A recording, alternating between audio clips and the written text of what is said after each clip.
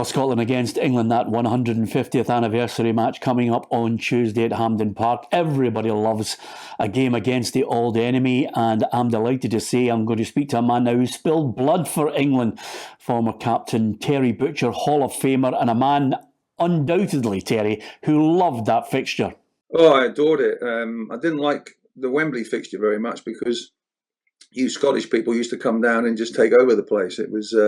It's quite sort of strange to come out of the tunnel at Wembley and see all the flags and the kilts and everything else like that. But it was an incredible atmosphere, and the same at Hampden as well. And I was very fortunate that I did pretty well. I had 6 old enemy games and only lost 1, so I was quite pleased with that. Yeah, it's a good record. I think you set one up for Bryan Robson. I remember you scoring one in a game. You gave away a penalty as well. That just kind of sums up how these games can, go one way with elation and then the next minute disappointment. Yeah, I mean, that game at Wembley when we won 2-1 and I scored, I actually brought Graham Souness down for the Scotland goal, but still signed me afterwards. So I don't know why, but it was pretty good. And yeah, I popped up in the right place at the right time, and it was. But when you had so many members of your team and the squad, that was Scottish, you had to do well because of the bragging rights that you would have for the year, because of the home internationals were on every year,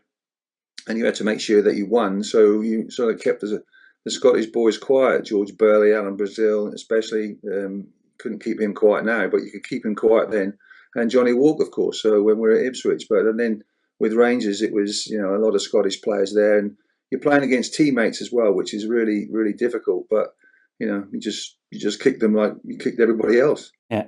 Is that what made the whole thing so special? Because of the camaraderie, because of the fact that both countries were generally the strongest in the UK? When we flew to Scotland for the first game in '82, first match against Scotland, it was like going to another country, as far as I was concerned. And it was, you had to treat it that way. You had to treat it, just playing a foreign team. But the Scottish players and the Scottish crowd were just unbelievable, the noise and the atmosphere. And I remember one story, we were going on the coach and we'd just gone off the main road, off the dual carriageway heading to Hampden.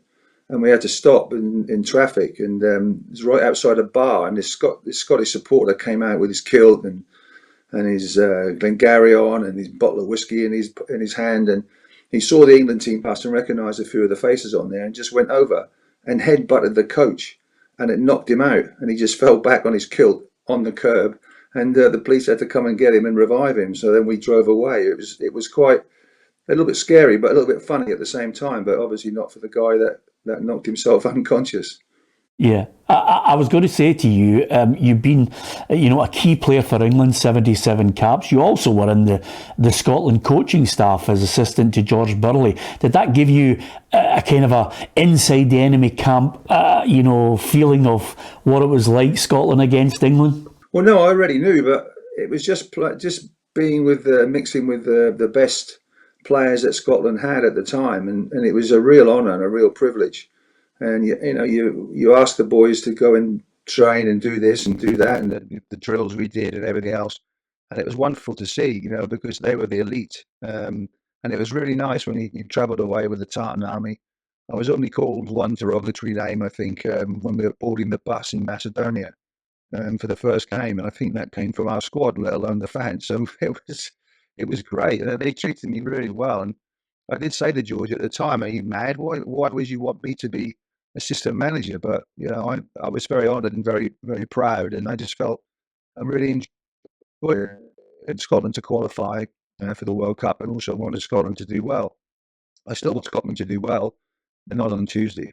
Got to ask you, Terry, this current England squad is starting to look really good. What do you make of Gareth Southgate's team? Well, really young players coming through, and Gareth knows all about these players from having with the under-21s, and he went over to see them when they won the tournament in the summer. So he knows all about them, and he's trying gently to get them into the squad. But there's some outstanding talent there, and England's player of the year for the last 2 years, Saka, on the right wing.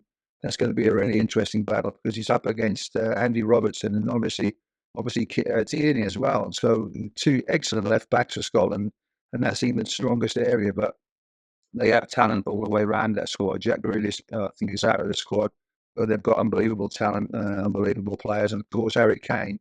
He looks like a new man over in Germany now, and sometimes the change does you good. So, Scotland haven't beaten England for a while, but they've come mightily close. The games are always hard fought. There's nothing at stake in terms of points, but there's a lot of prestige at stake as well, and a lot of bragging rights. So, Scotland will want to do well. I think they will, because top of the group, Scotland are flying, England are flying in their qualification. So you can put all the pressure of the points and the group stages away, and just concentrate on a good battle, and I'm sure it will be a good battle. Yeah, absolutely. Just before you go, Terry, you played with some great players at England. Is there one that sticks out? You thought it was an absolute joy? He was the best player you played with? Bryan Robson, without a shadow. I didn't play for England, but he's a player. He's one that's in front of the back four and gets up and scores goals, and he always drove us on and made sure that we were really on top of our game. When you have a captain like that can carry out the orders of the manager, and the players to have ultimate respect for, then it was a real joy. When he was in the team, we always felt that we were invincible, and we most certainly were on most of the occasions. But a lovely player, lovely man, and he liked to drink as well at that time, so that was pretty good.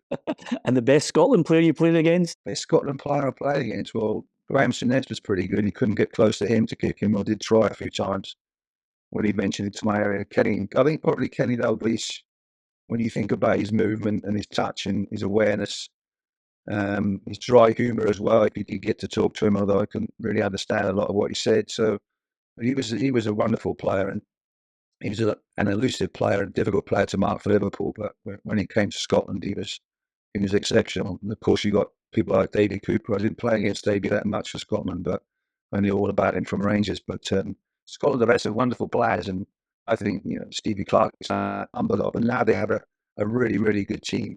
Thanks to Terry Butcher. Don't forget, if you want all the build-up to Scotland against England, that 150th anniversary match, you can download the PLZ Soccer app and you'll have all the breaking news at your fingertips.